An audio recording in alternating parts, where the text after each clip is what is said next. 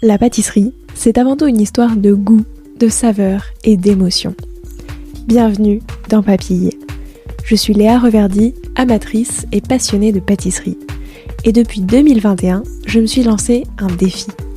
Vous emmener avec moi à la découverte de ce qui fait vraiment un bon dessert. L'objectif ultime, trouver la recette parfaite qui fera fondre vos papilles à coup sûr. Vous êtes sur le point d'écouter un nouvel épisode de Papille.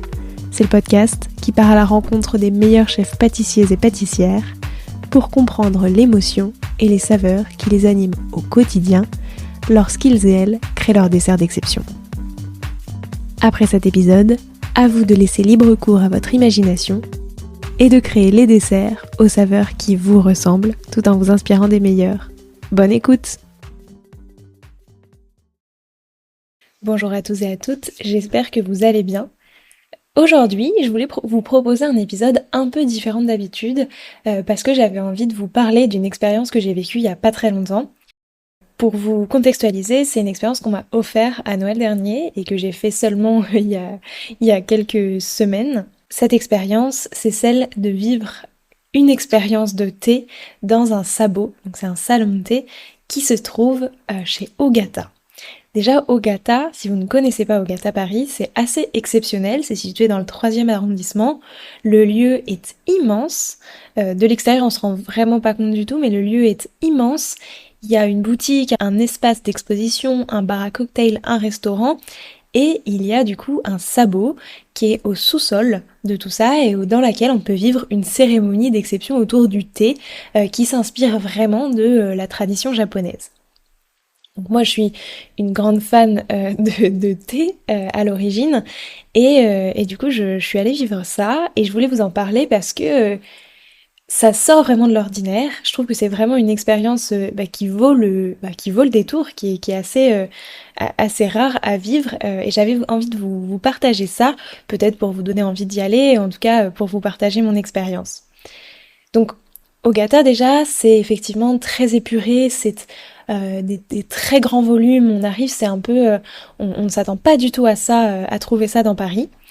Et donc on descend au sabot, donc le salon de thé, c'est très dans la tradition japonaise, donc ce sont des grandes tables autour desquelles tout le monde est assis et tout le monde est assis aussi ensemble. On voit toutes les personnes qui font le thé, etc. Il y a plusieurs menus, il y en a qui sont un peu plus, tea time, avec un peu plus de pâtisserie japonaise et un peu moins de thé. Mais moi du coup j'ai vraiment testé celle où on déguste donc 4 thés différents. Il y a très peu de pâtisserie, il y en a un petit peu mais ça va plutôt être pour accompagner tout ça. Pour ça, faut compter quand même un petit peu de temps, je pense que ça a dû prendre entre 1h30 et 2h. C'est quand même un processus assez long, puis surtout faut prendre le temps de vivre cette expérience parce qu'encore une fois, moi je l'ai vraiment considéré à la fin comme une expérience, pas forcément comme quelque chose de très gourmand, où on reste dans sa zone de confort, c'est vraiment quelque chose de très expérientiel. En tout cas, moi j'avais jamais eu l'occasion de tester ce genre de thé même, alors que voilà, je suis une grande buveuse de thé et je bois plein de thé de différentes sortes. Mais c'est vrai que là on est du coup dans des thés japonais et dans quelque chose de très cérémoniel aussi. Et donc ce menu, qui est autour du thé, ça s'appelle le menu Sajiki. La dégustation, elle commence avec du gyokuro.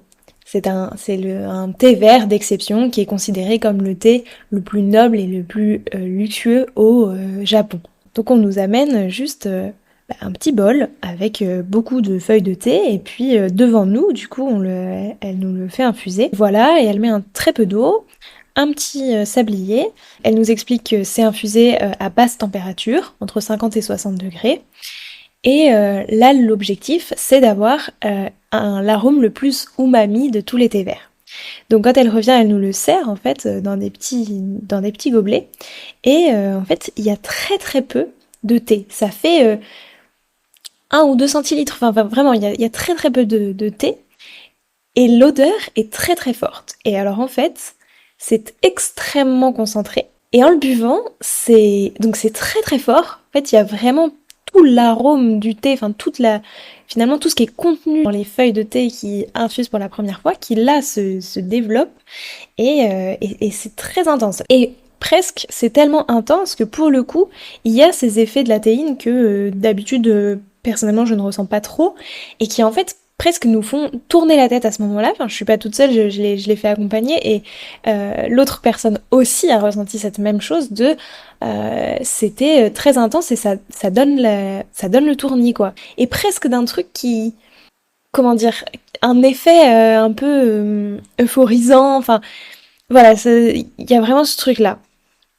Ensuite, du coup, elle continue, donc la maître du thé revient à notre table et elle refait infuser, en fait, une nouvelle fois de l'eau avec les mêmes feuilles de thé, mais cette fois-ci avec plus d'eau. Et donc, encore une fois, c'est encore infusé à basse température. Et une fois qu'elle nous le resserre, donc là il y a plus de thé à boire à ce moment-là, et le goût est beaucoup moins fort. C'est beaucoup plus diffusé, mais on sent quand même, et on voit l'évolution, et ça du coup c'est assez rigolo, de voir l'évolution du goût en fonction du nombre d'infusions. Ensuite, il y a une troisième infusion qui est faite, et cette fois-ci, elle va en faire un cocktail avec des raisins qu'elle a écrasés, et du coup là, le thé en version froide avec des glaçons, etc. Mais encore une fois, c'est assez rigolo de voir l'évolution du goût qu'il va y avoir au fil des tasses et au fil des infusions. Donc c'est assez rigolo à vivre. Et puis pour finir, elle nous amène une petite sauce qui est à base de sauce ponzu, de yuzu, etc. Et en fait, elle en met directement sur les feuilles de thé qu'elle nous verse, enfin qu'elle nous sert dans des petites assiettes, et elle nous invite en fait à les déguster. Alors évidemment, elle précise qu'on peut pas faire ça avec tous les thés, que là c'est vraiment parce que il s'agit de gyokuro, mais du coup on a cette première expérience personnellement de déguster du thé. Sachant le goût qu'il y avait juste avant, on s'attend à quelque chose d'assez fort, et en fait pas du tout. Il y a quelque chose presque de marin, mais en fait c'est aussi beaucoup apporté par la sauce, mais on dirait finalement un peu des épinards, etc. Donc c'est assez rigolo et ça participe en fait à tout ça. Ça participe aussi à voir tout ça. Évidemment tout ça elle nous explique que c'est pas forcément ce qui est fait traditionnellement au Japon. Enfin ça a pu être fait avant, c'est pas fait aujourd'hui régulièrement ou quoi. Mais c'est un peu pour vivre justement toute cette expérience-là. Ensuite, il y a enfin du coup une petite pâtisserie qui sont un assortiment entre différents mochi qu'on peut choisir, voilà, et qui est accompagné du coup d'un thé matcha préparé de façon très traditionnelle pour le coup, un thé matcha pur, enfin je veux dire pas latte comme on peut avoir plutôt l'habitude de le déguster en France ou en Europe, mais du coup là vraiment du thé matcha, très bon thé matcha, mais pour le coup ça j'avais plus l'habitude parce que c'est vrai que, enfin personnellement j'en bois pas mal donc ça m'a pas surpris, le goût ne m'a pas surpris, etc. On continue ensuite avec le dernier thé, qui est le Hojicha. C'est un thé vert japonais qui est torréfié. En fait, ça, elle nous explique que ce thé-là, il n'est pas réalisé avec des feuilles de thé, mais en fait avec les tiges. Donc il n'y a pas forcément de propriété en fait de théine, et donc qui est très bon pour la santé. Et que les Japonais, là, elle nous dit qu'ils boivent plutôt dans l'après-midi, etc. Ça va plutôt être voilà la boisson qu'on peut boire. Et donc, elle le fait torréfier en fait devant nous parce que pour le boire, il faut pouvoir le torréfier. Et donc ça, c'est apporté avec des petits amuse-bouches qui sont sucrés et salés, des petites cacahuètes, des haricots rouges, etc. Ce qu'il faut retenir en fait, donc au total, il y a 5 ou 6 thés différents, enfin pas différents, parce qu'en fait de thés différents, il y en a 3, mais il y en a un qu'on déguste sous 3-4 coutures, si on compte le fait de le manger comme un thé aussi, mais voilà. Et en plus, l'ambiance fait qu'on est dans un lieu très sombre, puisque c'est au sous-sol, où il n'y a pas forcément de fenêtres, où tout nous met dans une ambiance un peu particulière, enfin en tout cas très chouette, et qui permet de vivre pleinement l'expérience. Ça vaut le coup si on aime le thé, pour le coup, je pense qu'il faut quand même aimer le thé à l'origine, sinon l'expérience est un peu compliquée. Après, il existe aussi je trouve dans tous les cas, si on veut se rendre sur le lieu, voir ce lieu qui est quand même assez fou, aussi d'autres menus avec donc un peu plus de pâtisserie ou juste une petite pâtisserie, un petit thé. Enfin voilà, il y a différentes formules si on veut boire et manger un peu d'autres choses. Mais en tout cas, je voulais vous le partager. Pendant cette expérience, je me suis dit, je pense que j'ai envie d'en faire un épisode pour Papille, parce que c'était quelque chose d'assez fou. Je sais pas si mes mots résumeront assez bien tout ce qui a été vécu. J'ai pas non plus envie de trop vous en dire pour ne pas gâcher la surprise. Mais je vous invite vraiment, si vous êtes des fans de thé, ou si vous connaissez des fans de thé dans votre entourage, offrir cette expérience. Je trouve que c'est une très bonne expérience à offrir. C'est encore une fois pas quelque chose qu'on ferait régulièrement. C'est un beau cadeau. Moi, j'ai beaucoup aimé ce cadeau qu'on m'a fait. Et je ne regrette absolument pas. Enfin, j'étais vraiment assez émerveillée et je suis sortie en me disant c'est assez fou. Je pensais pas pouvoir vivre ce genre de choses. C'est entre du coup tradition japonaise et enfin modernité non, mais il y a plein de choses qui sont revisitées parce que, encore une fois, tout n'est pas exactement comme ça se déroule, il y a plein de choses qui ne se font plus du tout, enfin voilà, mais en tout cas, l'expérience est vraiment pensée sur mesure, c'est assez fou. Après, si on veut, il y a en plus toute la boutique pour pouvoir se procurer ces thés-là, et puis il y a aussi beaucoup les maîtres de thé qui sont là pour tout expliquer, qui font un très bon travail, à qui on peut poser plein de questions, et qui vraiment partagent en fait toute leur passion et c'est assez fou, donc encore une fois, je vous invite à y aller. Et puis si jamais d'ailleurs vous testez l'expérience ou que vous l'avez déjà testée, eh ben, je serais très curieuse aussi de pouvoir en discuter avec vous, de pouvoir un petit peu débattre sur nos expériences, se raconter tout ce qu'on a vécu, comment ça a été perçu.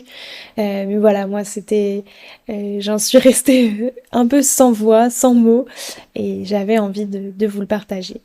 Donc voilà, merci beaucoup. J'espère que ça vous a plu, que ça vous a donné envie d'y aller.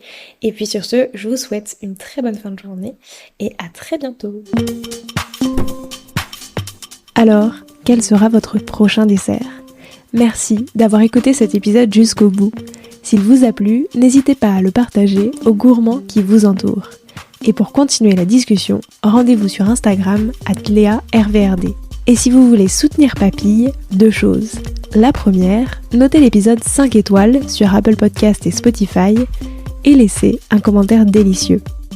La deuxième, vous rendre sur papillepodcast.com, sans oublier le S de Papille, et vous abonner à la newsletter pour être prévenu de la sortie des prochains épisodes. À très bientôt!